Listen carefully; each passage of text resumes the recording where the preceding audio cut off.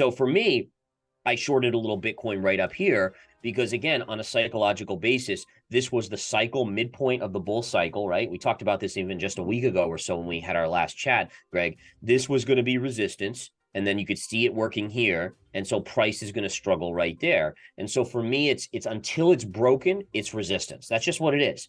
My heart might say, oh, I really hope it breaks out. My gut may say it, but in all honesty, they mean nothing compared to what the charts are really telling us. And so for me, it's short Bitcoin until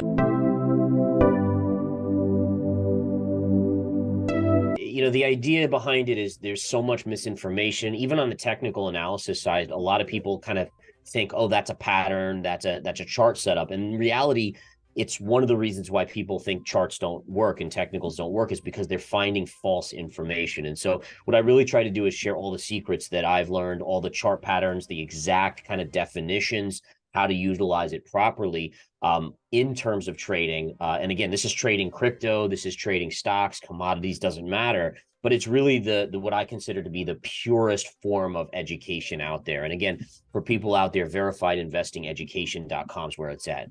Yeah, so technical analysis is basically human emotion, right? And this is the beauty of it. Does the crypto market have emotion?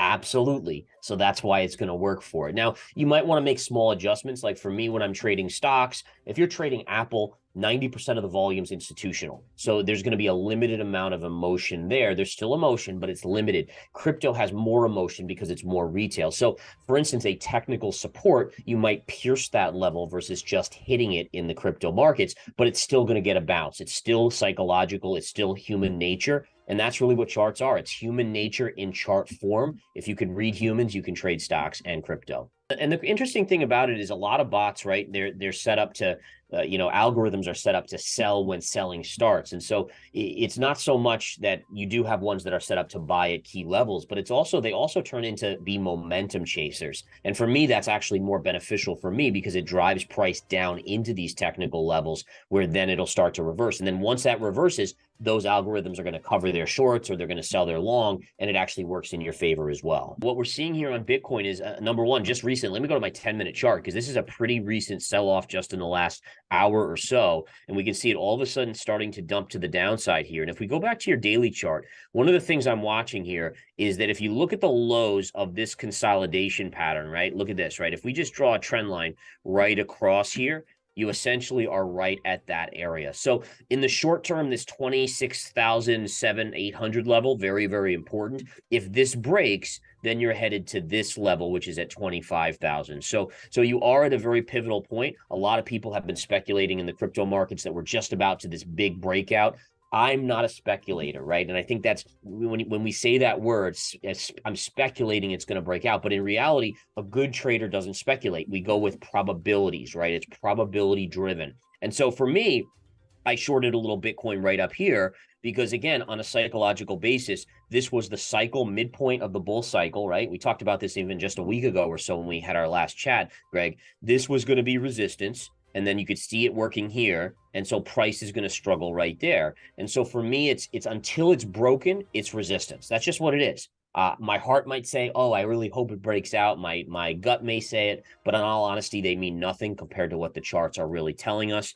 And so for me, it's short Bitcoin until it breaks above this area, in which case I would just cover and take a small loss. But ultimately, probabilities tell us it should head lower. Again, 2023, could it be early 2024? It's hard to know. But the bottom line is that if you look at past bull markets, and I know if you've been around a long time like me, you've seen real estate bubbles and crashes, you've seen bond market bubbles and crashes, and you've seen the financial crises and so forth. So .com. I still can't recall the last time I saw a real bear market bottom where bullishness came back this fast as it has in crypto. And that's concerning to me. They always say you got to flush out the weak hands. And I don't really believe that crypto really ever flushed out the weak hands when it was down in the 15.7-ish range. So that's a concern to me. I also think that, if you look at interest rates where they are, the Fed has just said in their last meeting, hey, we're leaving them here. We may not hike them more, which I don't think they will do much, but we're not going to lower them for a significant amount of time. That's going to be very hard for a risk asset like Bitcoin to deal with. And then you also have a scenario where you're going to get the stock market, in my opinion, to realize we're going into a recession. It's got to price that in, which probably means 20-25% downside in the S&P. How does Bitcoin react to that? And I got to believe that there's bleed over and selling pressure there as well. So now listen, on a technical basis, if we were to establish ourselves above 30,000 here and hold there for a week, then you might convince me that the lows are in. But as of now, we're not above there. So I'm still in the camp that there's still a bear market here. We might go lower. That's right. That's right. And that happened in, I mean, almost every situation, right? 2018, when the markets collapsed, risk assets fell as well across the board. You basically go back to any point. When there's panic in any market, it tends to bleed over because people get panicked overall. And I think that's amazing to see the disparity where the market is like being like, no, we will not accept what the Federal Reserve is saying. Part of that, honestly, is a loss of confidence in the Fed, right? I mean, the Fed has said this before, and then they've pivoted very quickly. The only thing I would like to point out about that is that in the past, when they've kind of changed their mind, like 2018, great example, they were hiking rates, market dropped by 20% in something like 6 weeks, and then they reversed and actually started cutting rates. But that was a different time because inflation was 2% or under. And that's the kicker here, is that how much pain is the Fed going to let the economy have as long as inflation's above that 2%?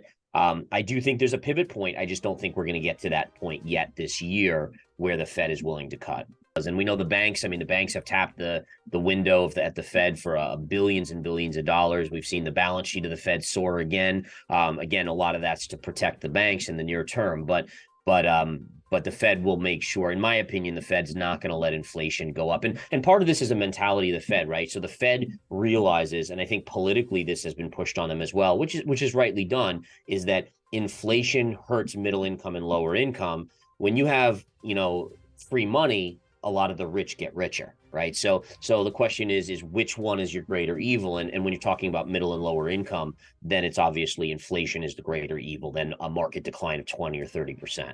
Yeah, I've seen so many posts on Twitter about like, oh, here we go again. Look at the balance sheet. Money's everywhere. And I'm like, no, it's not quite that this time. And in fact, what's interesting is that these crises at banks are actually going to tighten liquidity in terms of a lot of these banks are not going to be free lending money very easily that are in stressful situations right now. So in a weird way, it's actually helping the Fed tighten with the crisis that's going on. It's the one thing I do know is the next 6 to 12 months are going to be very, very interesting. And it's going to be scary at some points. But remember, and I always say this to people, is that scary means opportunity too, right? And so you have to this is why it's good to have a little cash on the sidelines, is you just never know when the great deal is going to come up. And just be fair, I mean, this is when the Fed came in with more. I mean, we thought we had QE before this period, and then what they did after was unprecedented. I mean, it's just amazing. And by the way, the U.S. government, right, sending checks out. I mean, there was just people were at home. I mean, this was like the liquidity bubble of the century, you could argue. I mean, it was just incredible.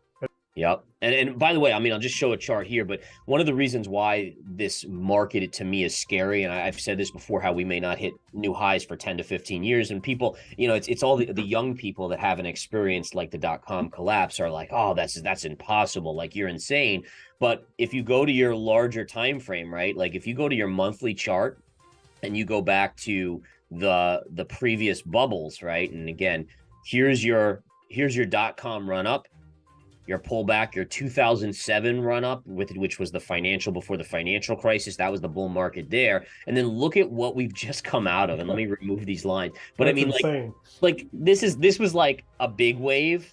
This is like a tidal wave. I mean, and like I look at that and I'm like, dude, that scares the crap out of me when I see like the amount of upside that was driven by quantitative easing and these printing of money. And it makes me aware of how bad. I mean, people to me don't have any concept of if we really got in the crap, if it really hit the fan, what could end up happening. I mean, I've even speculated that if we got the ultimate reset, we've never retraced to the highs of this double top. So charts generally, they like to break out and then they like to retrace and then they like to go higher. We never retraced because the market never got that chance because there was so much money printed. So in my head, I'm like, oh my gosh. And again, this is worst case scenario, but is it possible that we could ever go back to that level? I don't know. Amazing. Yeah, I agree with you on that one. That's a technical support level I'd be buying for sure.